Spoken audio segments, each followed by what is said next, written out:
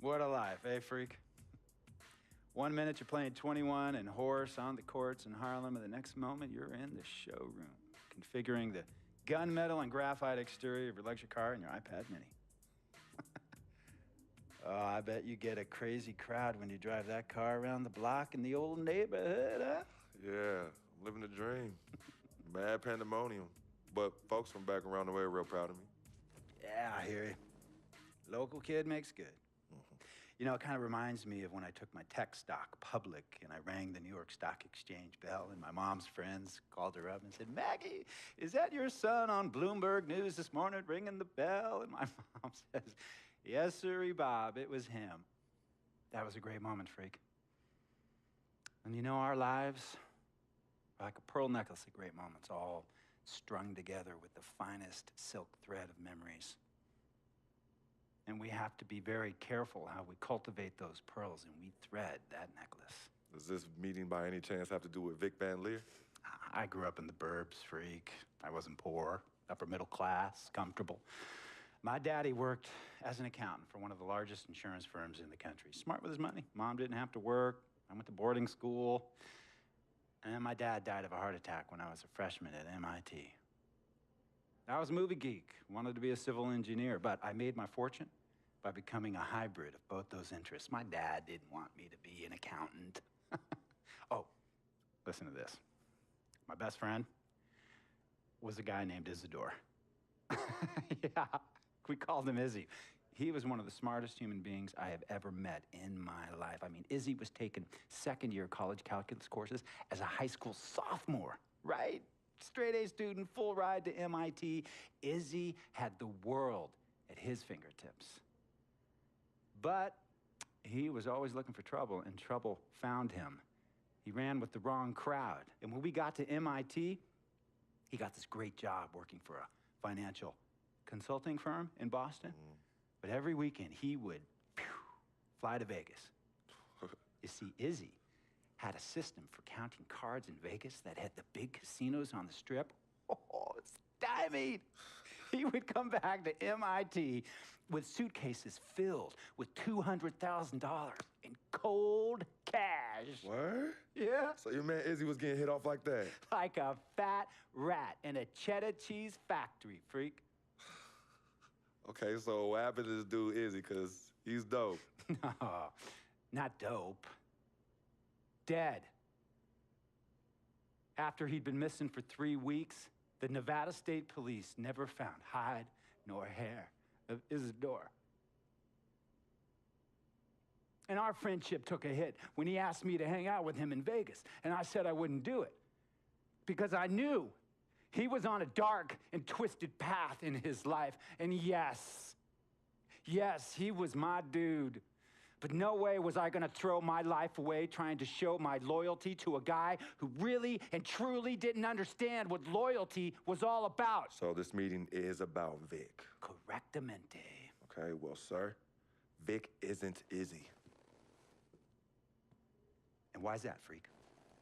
Well, for one thing, you and your dead friend Izzy didn't grow up poor. Me and Vic grew up in a neighborhood where we had to look over our shoulder every 2 seconds to make sure nobody was going to walk up on us and rob us. True. Izzy and I did not grow up in the hood. But we, like you, thankfully grew up in a 2-parent household. But even that wasn't enough for Izzy. He wasn't satisfied. He was always looking for a 5-alarm fire when he already had the warmth and comfort of a loving family. This is not about class warfare, freak. This is about the consequences of making bad choices and risking it all when you feel like you have nothing to lose. Vic is like a brother to me, sir. But you shouldn't be Brother Vic's keeper, freak. Would a brother go looking for trouble and put your career and your livelihood at risk by getting into fights at nightclubs and seedy after-hour joints and then scream to the media, "Yeah, it's all good, I'm an FOF, friendo freak. It's all misunderstanding. Y'all be haters, don't hate my game." I don't think a brother would do that to someone they really cared about, but a guy who looked at you like a meal ticket would. No. See, you don't understand Vic. Really? I don't understand. No.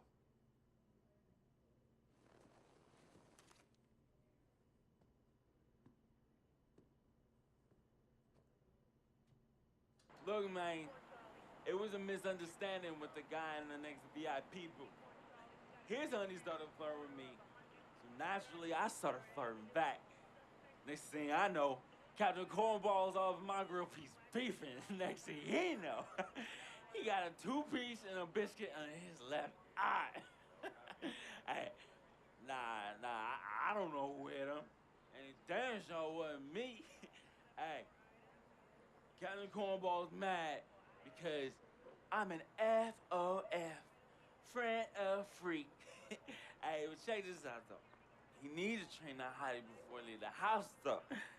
Yo, he's hotties ain't loyal, man. What's there to understand? Are you freaking blind? You know, I just want to know, how much did you pay your lawyers to make all this go away? Almost 100,000. Excuse me, son, I'm sorry, I couldn't hear you. I said I paid almost $100,000. Exactly. And if you keep riding shotgun with Vic, you're gonna go broke. Quick, fast, and in a hurry. Look, Vic is my friend, and I grew up with him. How many times I gotta tell you, sir? Freq, this is not a request. I am not asking you to do this. I am telling you to do this. And the first order of business is that Mr. Vic Van Leer is banned from traveling with you on the road. Vic is banned from the locker room. And Vic is banned from this arena. And if I catch this guy, Vic, in or anywhere near the facilities, Mr. Vic Van Leer will be arrested for trespassing. Are you serious, sir? Brother, I'm as serious as cancer. We all know that can be deadly. You know,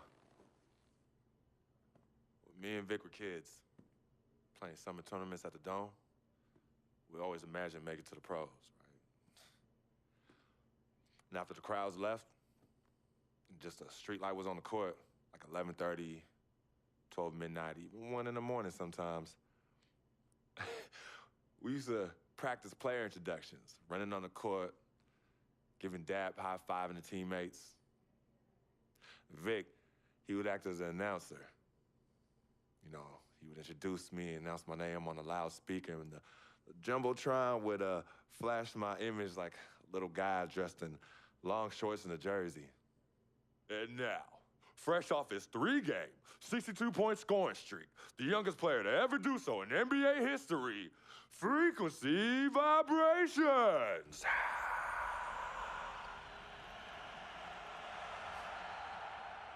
So me and Vic would sit in those empty bleachers at the Dome and dream like nobody's business. And now I'm living a dream. For real. And in so many ways,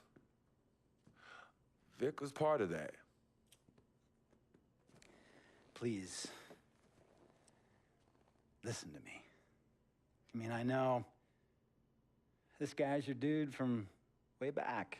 Look, me and Vic go way back like the front seats of a '67 Cadillac. That's good.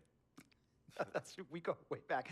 Did you say front seats? Front seats of a '67 Cadillac. We go way back like the front seats of a '67 Cadillac. Well, Jiminy Crickets.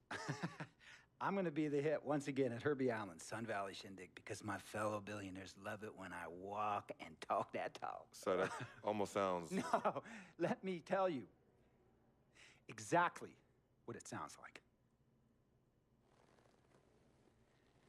I respect, admire, and most importantly, love you as a human being and a role model. But I pay you a lot. And I mean, I pay you a lot of money to play for my team. And I am in this game to win it. And you can't win it with an albatross around your neck like Vic. So Vic is done. History. And here's some more lingo that I picked up from a former megastar who used to play for me several seasons ago. Thought I would never release him until I did. And now he's the sixth man on a struggling team in Venice. And yeah, I'm talking Venice with the canals and the gondolas and Harry's bar, not the street ballers next to the fortune tellers on the beach in Cali. This guy used to tell me when he thought there was a player destroying our team, don't be a hero, cut that zero. And that is what I am telling you about Vic, Freq.